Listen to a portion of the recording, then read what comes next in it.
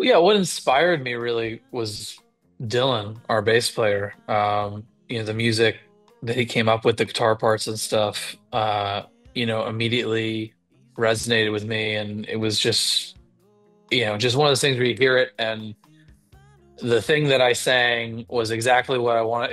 It fit perfectly. And then I tried to beat that part for months to see if I could come up with something better.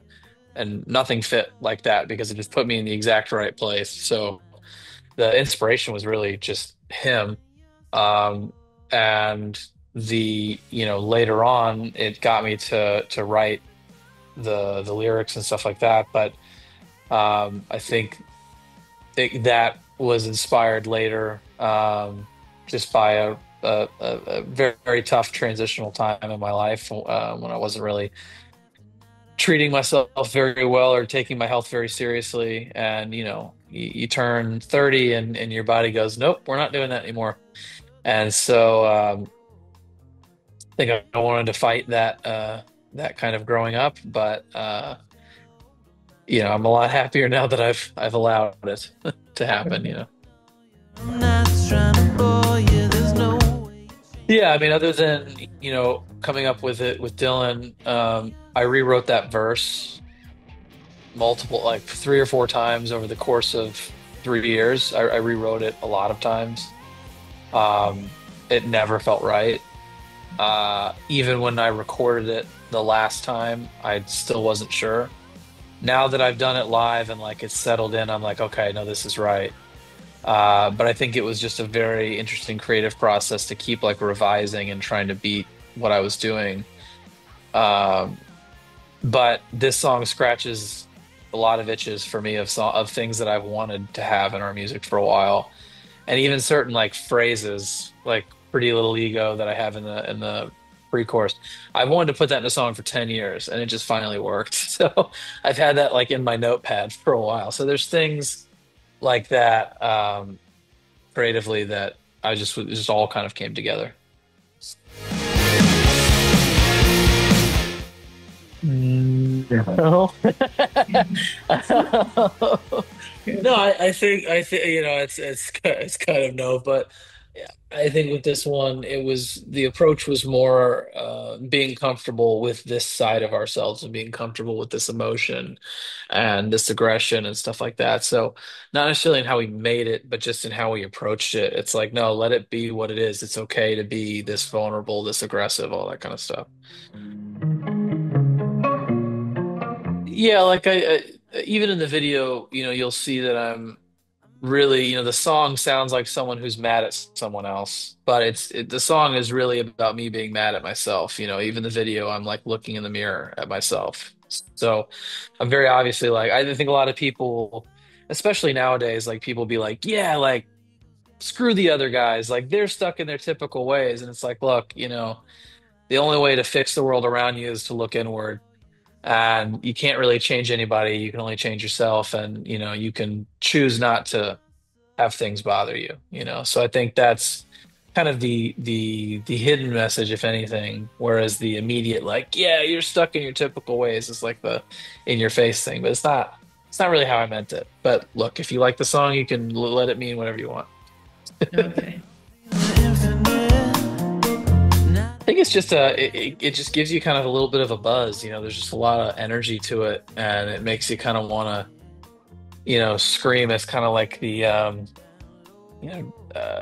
John Lennon used to, and Yoko and stuff, they used to talk about that kind of meditation that's like just screaming to like kind of get that like energy and release it. Obviously, so they used to just talk about it. It's the only reason I know about it, but it's pretty popular in certain meditation circles. But in that kind of a way, it just gives you this like release, and it's kind of cathartic in that way. So I think if anything, it can help people somehow relax, if that makes sense.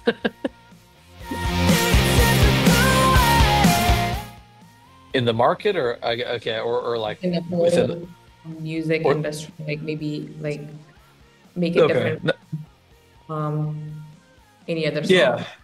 Yeah, I was trying to see if it was that or different than the music within our band. But yeah, within the industry, I mean, I think what people are responding to it is it's a rock song that was written by two guys, and we recorded everything and we did it all ourselves. The industry is very much like, let's find a famous internet star and hire 10 songwriters to write their album for them, and then, let them try and perform it with tracks playing over everything live, and like just show up and press play on the iPod or whatever. You know, I, I think people are tired of that. I think people want to see real musicians and real people who have put their life and soul and hard work into what they're doing, and showing real emotions, and real things. And there's room for everything, and I think there's room for even pop music, but some of the best pop music is not necessarily written by 15 people. So I think what differentiates us is it's just a very organic and honest and direct kind of expression, and hopefully it's something that people continue to resonate with. I mean, it's gotten to the point where it's where the song has gone so far that, we're we're hearing from people we wouldn't normally hear from, in the music. So we've certainly resonated with a lot of people, which is great. I almost call it a reversion. In the early days of the band, we had a lot of hard rock songs and stuff like this. So even when the band had a different name, um, it wasn't even really this band. When Dave and I, the previous band that Dave and I were in together, our drummer, had a lot of hard rock songs, and and I had even my band in high school. I've always been into that kind of music. Um, you look back at the Tech EP and you have like Hunger or something like that. Like, I mean, that's one that's very kind of hard rocky with a lot of electronics that, doesn't really fit with anything we're doing now, but typical ways does. So I think it's kind of a reversion back to like making peace with that side of ourselves. But I think being confident and comfortable in ourselves to be able to do everything actually is the evolution and the forward progress, if that makes sense. Yeah, I mean, that was all Elliot Lee, our guy, who's with us on tour all the time, but also is a very accomplished director external of us. He had the entire idea, and he kind of pitched this idea of like this never-ending hallway, but it was like in a bathroom. It's like this never-ending bathroom stall thing. And then we kind of started to flesh it out and like figure it out. And our tour manager spent our tour manager was a DJ, and he's spent some time in like Berghain and stuff like that in those kind of clubs. And so that kind of bled its way into the concept of it as like the never-ending bathroom, but at Berghain. And it kind of took from there, this kind of full life, and we kind of incorporated all these interesting stalls and things that were going on that are all kind of a nod to different things from our lives in a way. Um, we came up with all these different ideas and of things that go on, but they all kind of tied into things that happened like on tour or whatever. So it kind of became this big world that Elliot built for us. And it was just really cool, and it turned out really great, and he smashed it. Yeah. Well, it's really just the people. I think, it's the response and everything you get. I mean, obviously we like being there in general. Like, it's just a fun city to be in the first place, and we enjoy just being in the city, and exploring and all that kind of stuff. So we enjoy being there, but beyond that, the shows are unlike anything we experience in America, certainly. And in most parts of the world. People in Jakarta and in Asia in general are just so hungry for new music and to discover stuff, and very much just open to like new experiences. And I think Americans especially are very spoiled and entitled, and kind of you kind of meet this weird resistance, even when they like you. It's a very weird thing. So to see people that have just kind of dropped all that, and they just want to be themselves and be present in a moment, is refreshing and everything that we could ever ask for. So we love playing in Jakarta, and it's just it's a privilege and it's fun. I mean that we call it the Death Star, but the Jakarta International Stadium was nuts. I mean, yeah, just playing that stadium and I was not expecting this, but when we did the Maroon 5 tour and they were like, "Oh, Adam's okay if you use the catwalk." Like the full catwalk. And that's not normal. And I was like, "Oh, that's funny."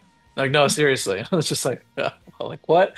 So I mean, I had to like kind of like readjust my game almost, but to play in a soccer like a World Cup soccer stadium like that, I mean, and have this massive cow. I mean, it just I could not think of something more fun. And all those people like that. I mean, everyone was like having a great time. It was just so much fun. Um, I would do that every night if I could. It was fantastic. Yeah, I mean, I'd say Jakarta and Manila probably are like the two like best and like rowdiest, if that's the word, kind of crowds in all of Asia. So I mean, those are like the two ones we always look the most forward to because people are like just really ready for it. But um, in general, like in Jakarta, like I feel like we're starting to grow on people a little bit over there. So every time we come back, it's like more and more people recognize us or know us and are really receptive and the screams and the yells and stuff we got on that show, um, you know, compete with anything we've ever done. It's still one of my favorite shows I've ever played. Um, and that's really because of the people. Otherwise, we're just in a big empty stadium that just sounds like a bunch of noise. It's funny when we do sound check when there's no one in the stadium. There's so much reverberation. It nothing's you can't really hear anything. So it's once everybody's in there, it's like a whole nother animal, and there's nothing you can. It's you just can't anticipate it. Um, but that show was just beyond one of my favorites, and it's because of the people that were there. no way you're changing my mind.